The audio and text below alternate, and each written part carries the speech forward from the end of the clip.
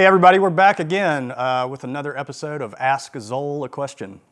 We've had some questions about JB's gear. We've already gone over some of his other stuff, but today we're going to go over his pedal board, his pedals, signal chain, and his 2 amps that he uses. So the first thing is the guitar is plugged in and it runs into this AB box over here. And that's the way that we switch between the 2 guitars. There's basically 2 guitar lines that come out of that, and we can switch from either one of those to a single output. And then it goes to a tuner. Right now I've got a Boss TU3 here, but we've used one of the Peterson Strobo Stomps as well. And then from there, it actually goes over to this DI box here, which is a Radial JDI. And it's been on the pedal board since I have been working for the band. And sometimes they would use it for the Chet, or we've also used it if he plays an acoustic guitar. And the reason it's third in the chain is because there's no processed signal through it, like from any pedals or anything. It's just guitar, AB box, tuner, DI. So if he does play an acoustic, we can run that through and then not worry about any of the other pedals affecting the sound. After that, it goes from the DI box to the OCD, which is made by Fulltone. It's called the Obsessive Compulsive Drive. And that is most of the time that's off. But what it does is it gooses the next pedal into more gain. The next pedal is an Ibanez tube screamer. It's dead stock. There's nothing, it's just straight off the shelf, nothing different about it. It's set for pretty low gain and kind of a boost in volume. And this pedal is generally always on. Just as a basic sort of slightly overdriven sound. After that, it goes to a dead stock. Well, it's not dead stock. It's been modified, but the sound of it is dead stock. Just a Vox Wah Pedal. And then lastly in the pedal board is just a standard Ernie ball volume pedal. This one is a stock one. Sometimes I put on a modified one. But other than that, that's the pedal board and the signal chain.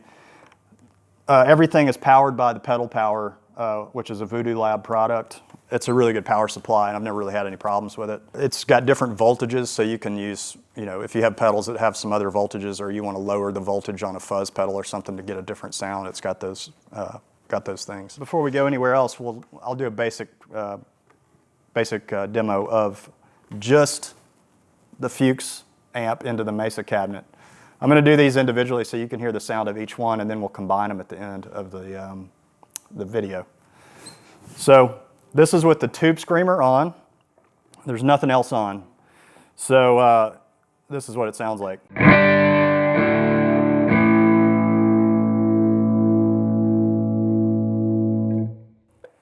And then we'll add in the OCD. And normally he uses the slide when he's using this to kind of goose the tube screamer. But I'll give you an idea of what it does. It boosts the gain and also boosts the level.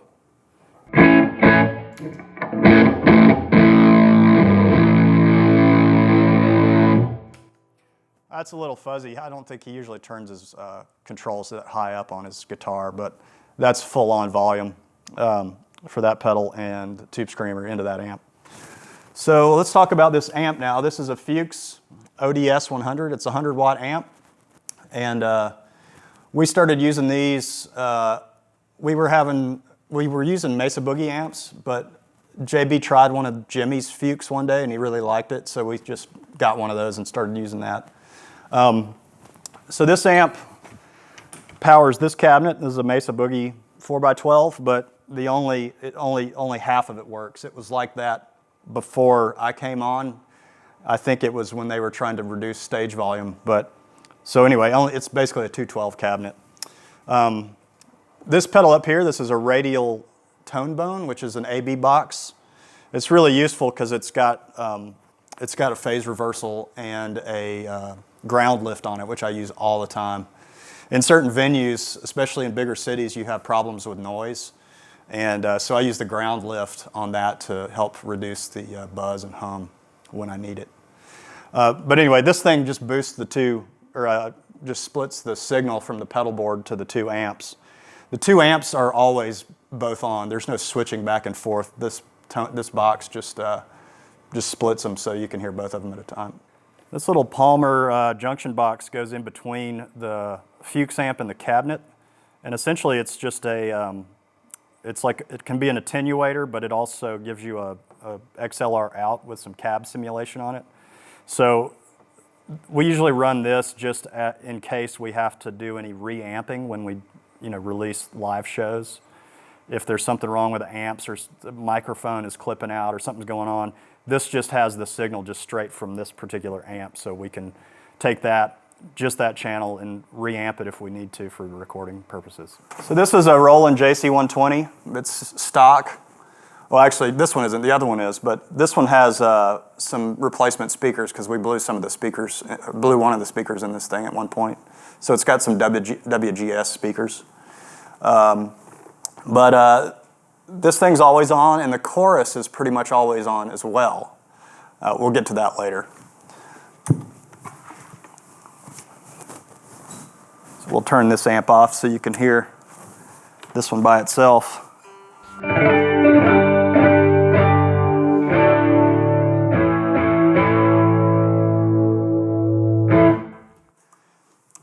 So JB likes this amp because he likes the stereo. It's got a stereo chorus that's built into the amp. And unless you're using a stereo amp setup with a chorus pedal, you can't really get that kind of stereo chorus. It's more of a three-dimensional kind of airy sound. And also it was the first, I asked him, he was like, it was the first real amp that I ever had, so, I like the nostalgia of it. That's why he uses it. But yeah, both of these amps are on. So let's hear that sound.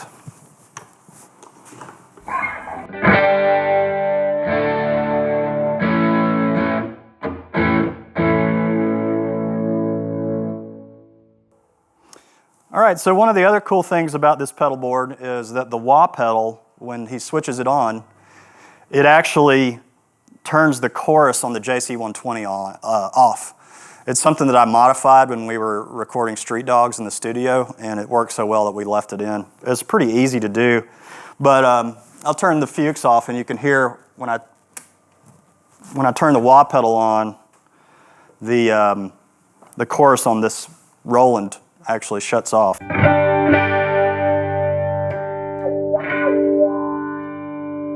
then when I turn it back on, you can hear it.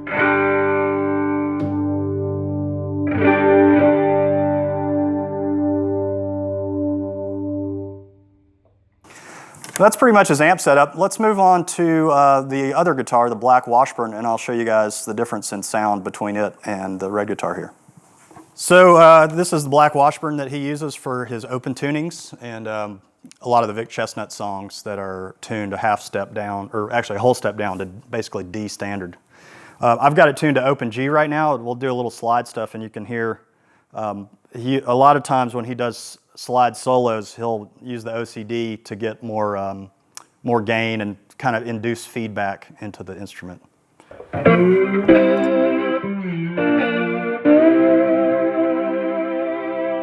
And then we'll turn on the OCD.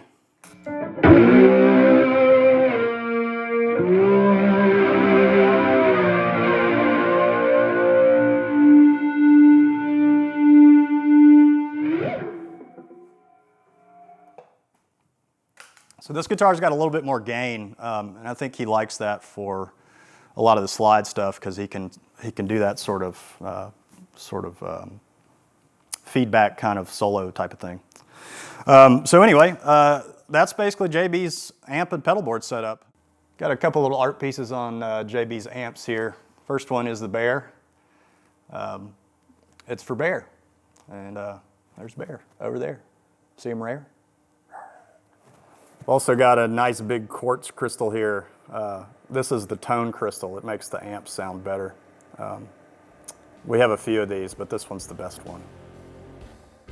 All right, thanks everybody for watching our gear video.